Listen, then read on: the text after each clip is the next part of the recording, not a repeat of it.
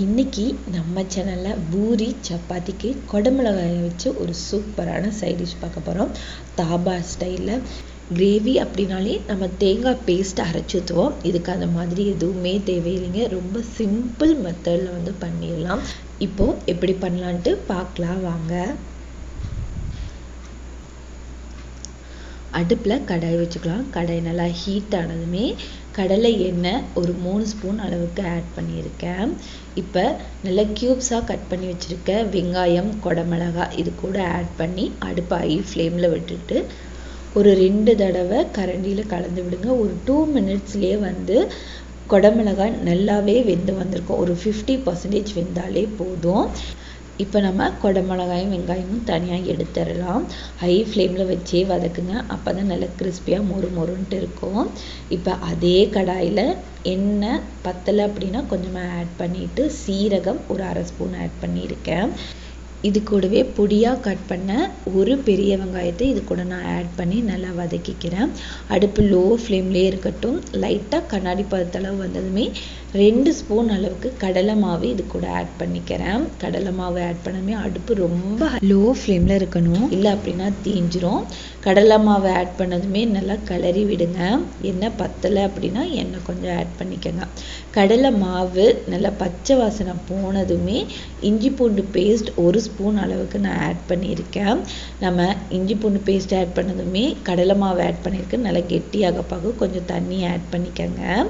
இஞ்சி பூண்டு பேஸ்ட் பச்சை வாடை போனதுமே 2 தக்காளி நல்லா பொடியாக கட் பண்ணி வச்சுருக்கேன். அதையுமே இந்த ஸ்டேஜில் ஆட் பண்ணி நல்லா கிளறி விட்டுக்கிறேன்.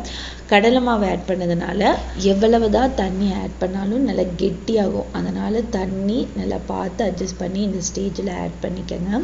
இந்த ஸ்டேஜில் ஸ்பைசஸ் ஆட் பண்ணிக்கலாம். 1 ஸ்பூன் அளவுக்கு மல்லித்தூள், காரத்துக்கு தகுந்த மாதிரி மிளகாய் தூள் ஆட் பண்ணியிருக்கேன். கொஞ்சமாக மஞ்சத்தூள். இந்த ஸ்டேஜ்லேயே தேவையான அளவு உப்பு ஆட் பண்ணிக்கோங்க. கேப்சர் பண்ண மறந்துட்டேன். ஸ்பைசஸ் ஆட் பண்ணதுமே நல்லா கிளறி விடுங்க. அடுப்பு லோ டு ஹை ஃப்ளேமில் இருக்கட்டும். தக்காளி நல்லா மசிஞ்சு வரணும். இது கூடவே ஸ்பைசஸோட பச்சை வாசனையுமே போயிடும். ஒரு 5 மினிட்ஸ் கழிச்சு நீங்கள் ஓப்பன் பண்ணி பார்த்தீங்கன்னா தக்காளி நல்லாவே மசிஞ்சு வந்திருக்கும். கடலை மாவு ஆட் பண்ணதுனால கீழே அடிப்பிடிக்க பார்க்கும். அப்பப்போ கிளறி விட்டுக்கோங்க. இந்த ஸ்டேஜில் தேங்காய் பேஸ்ட்டு நம்ம அரைச்சி விட தேவையில்லை. ஒரு கெட்டி தயிர் 1/2 கப் அளவுக்கு நான் இது கூட சேர்த்திக்கிறேன். தண்ணி உங்களுக்கு வேணும் அப்படின்னா இந்த ஸ்டேஜில் அட்ஜஸ்ட் பண்ணி ஆட் பண்ணிக்கோங்க. எனக்கு இந்த பதத்தில் இருந்தால் போதும். சப்பாத்திக்கு கிரேவி மாதிரி வேணும்.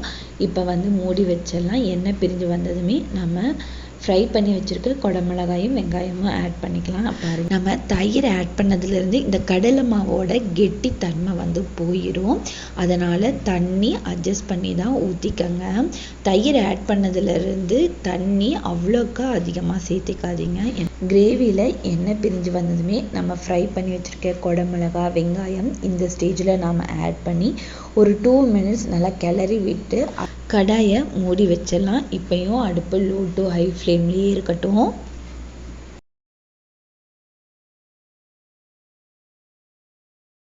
ஃபைவ் மினிட்ஸ் கடாயை மூடி வச்சதுக்கு எண்ணெய் நல்லாவே பிரிஞ்சு வந்திருக்கு. இந்த ஸ்டேஜில் அடுப்பை ஆஃப் பண்ணிக்கலாம்.